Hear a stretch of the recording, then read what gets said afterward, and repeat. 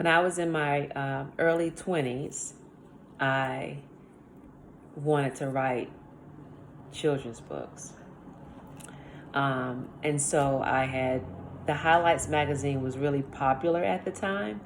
So I wrote a few stories and submitted them to the Highlights magazine. And they came back to me. And I did it a couple times, and each time they came back to me. And that was really hard for me because I would say that writing is a form of art. And whenever you open up yourself like that and it gets rejected, it's kind of hard to snap back from it. So I never snapped back, but I've always had a desire to write.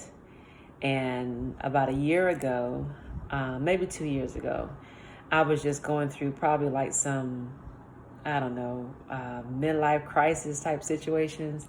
And I started just journaling like crazy. I normally journal anyways, but there was just some stuff going on in my life that I found myself journaling like a lot. And I was like, this needs to be in the book because this is some good stuff. So I decided I was going to write a book about my life, right? And that started and then it ended because I was like, I have a high school diploma.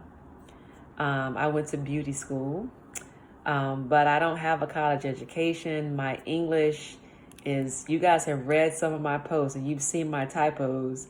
Some of it is because I don't have my readers on, but some of it is because my English is just what it is.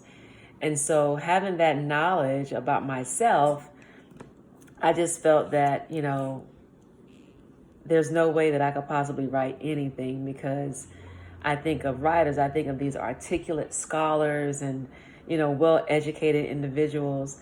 But in my e-group at the time, when I told them about the whole book idea, they was like, Raquel, that's what editors are for. And I'm like, editors? Like, what is an editor? So anyway, so I decided to just keep it and tuck it in the back of my mind about like this whole editor thing.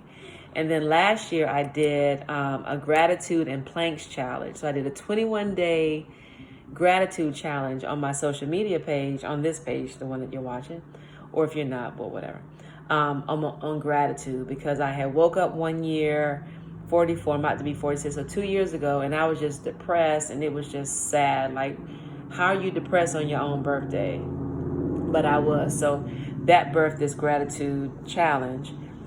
And then I ended up writing a full devotion off of it. And I was really excited because it was the first time I had ever started and ended anything ever. I have tons of notebooks that have started, never ended. That's just whatever. So I got it finished. It was 21 days finished. And so I sent it to an editor that someone had referred me to. And I sent it to them. I paid them. I got it back and I opened it in Google Docs.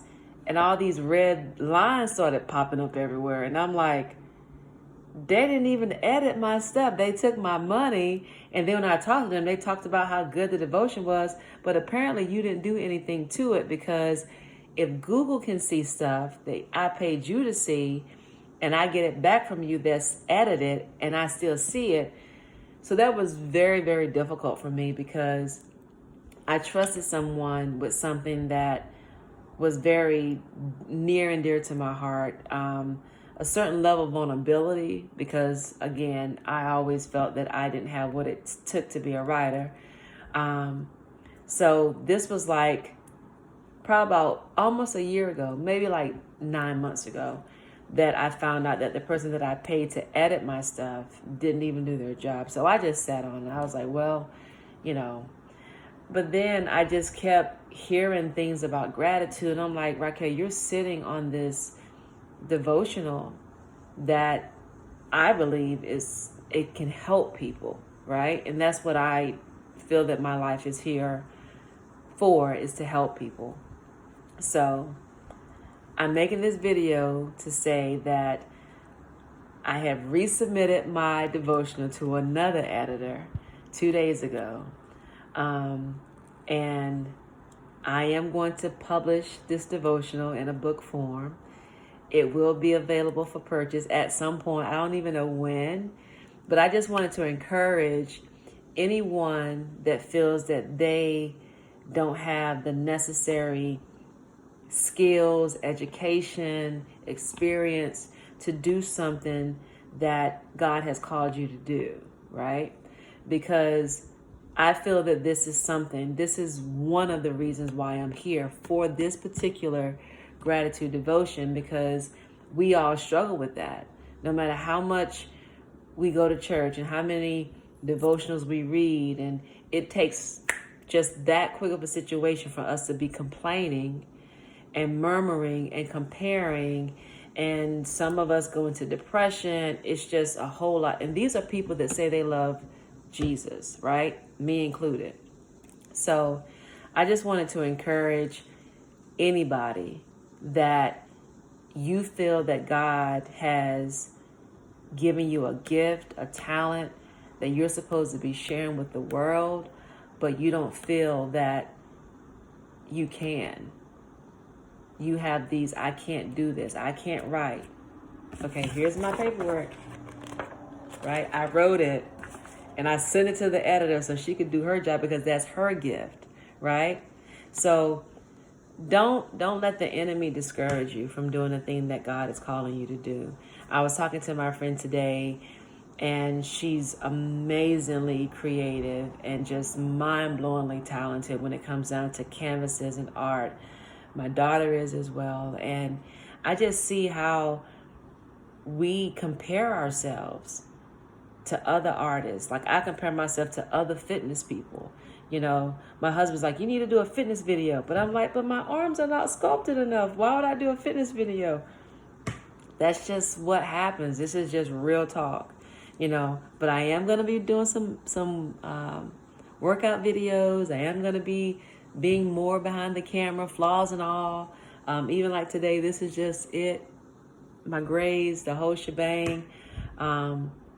Because I'm not going to allow a gift that God has given me to be snuffed out by insecurities and fear, because they don't have any place in my life.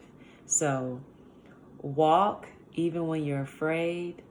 Believe even when you might have doubt, okay? Because what is in us, God put it there. And the enemy knows it is there, and he's going to try to discourage you and stop you from doing that very thing that you know that God has called you to do. So whatever it is, do it.